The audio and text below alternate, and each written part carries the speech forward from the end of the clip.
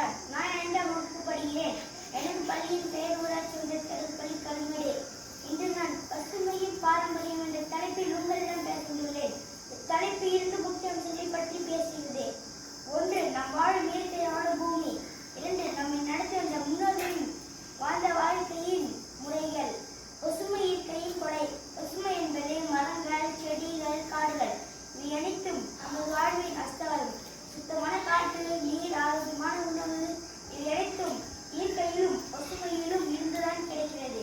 நாம் வாழும் பூமி ஒரு மிகப்பெரிய குடும்பத்தில் மனிதர்கள், விலங்குகள், தாவரங்கள், பறவைகள் என அனைவரும் சமநிலை பாதுகாப்பது நமது கடமை. ஆனால் இன்று நாம் என்ன செய்கிறோம்? காடுகளில் நகரங்களை உருவாக்குகிறோம், ஆற்றுகளில் கழிவுநீர்களை கலக்கிறோம், பிளாஸ்டிக் பொருட்கள் நிலத்தையும் நீரையும் மாசுபடுத்துகிறோம். இதனால் பூமி சூடாகி பருவநிலை மாறி மனித நிலைக்கு பெரிய அச்சத்தை தருகிறது. பாரம்பரியம் என்பது நமது முன்னோர்களின் வாழ்ந்த வாழ்க்கையின் அறிவு, அனுபவம். நம் கலாச்சாரம், கலை, பழக்கவழக்கங்கள், நம்பிக்கைகள் என பலவற்றையும் உள்ளடக்கியும் நமக்கு ஒழுக்கத்தையும் அன்பையும் பொறுமையும் கற்றுக் கொடுக்கிறது. விவசாயம் இயற்கையின் வைத்தியம்.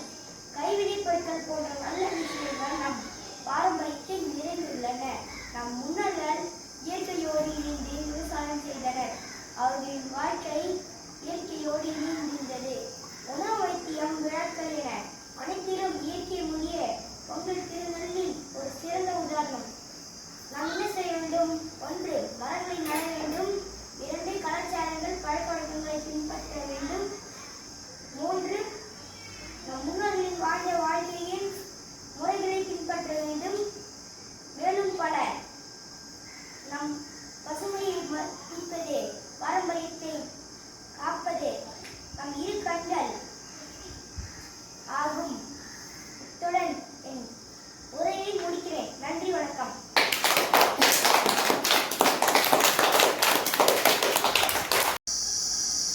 அனைவருக்கும் வணக்கம். என் பெயர் சாய்தரன்.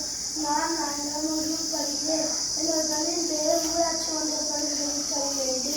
நான் நினைக்கிறேன் பசுமை பாரம்பரியம். பசுமை என்பது வெறும் நிறம் அல்ல, அது நம் முன்னோர்களின் உயிர்ச்சி. சுத்தமான காற்று, தெளிவான நீர், ஆழமான உணவு என அனைத்திற்கும் அடிப்படை பசுமைதான். பாரம்பரியம் என்பது பழைய கிடையாது, அது நம் பண்பாட்டினானது. நமது கலாச்சாரம், கலை, இலக்கியம், உணவு, உடை என அனைத்தும் பாரம்பரியத்தின் தாக்கம் ஆழமாக கொண்டிருக்கிறது. இயற்கையை கண்ட இனம் நம் கருவியினம் மரங்களை வெட்டுவது பாவம் என கருதி நம் மரபு ஒன்றும் தோளும் தலைநீட்டத்தை கொண்டு பசுமையை போற்றியது. ஆளும் வேலும் பல்லுக்கு விழுதி என்பது நம் பாரம்பரிய பழமொழி. பொங்கல் வைத்து இயற்கைக்கு நன்றி. நம் பாரம்பரிய வீட்டுக்கு ஒரு மரம் வளர்ப்பது அன்று வழக்கமாக இருந்தது. ஆனால் இன்று பசுமை அரிசி கட்டிடங்களை கட்டுகிறோம். பாரம்பரியத்தை மறந்து நாகரிக என்ற பெயரில் இயற்கையை அழிக்கிறோம். அதன் விளைவாக மாற்றங்களை காற்று, நோய்கள் நம்மை சூழ்ந்துள்ளன. நம் பாரம்பரியம் என்பது இயற்கையோடு இணைந்து ஒரு அறிவியல் என்பதை மறந்தோம்.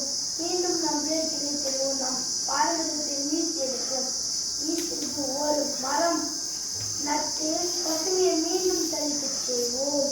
நாம் இயற்கையில்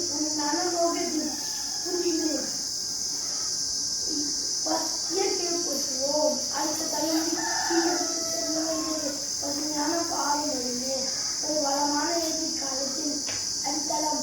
பசுமையை காப்போம், நம் பாரம்பரியத்தை உயர்த்துவோம் என்று கூறியவர்களுக்கு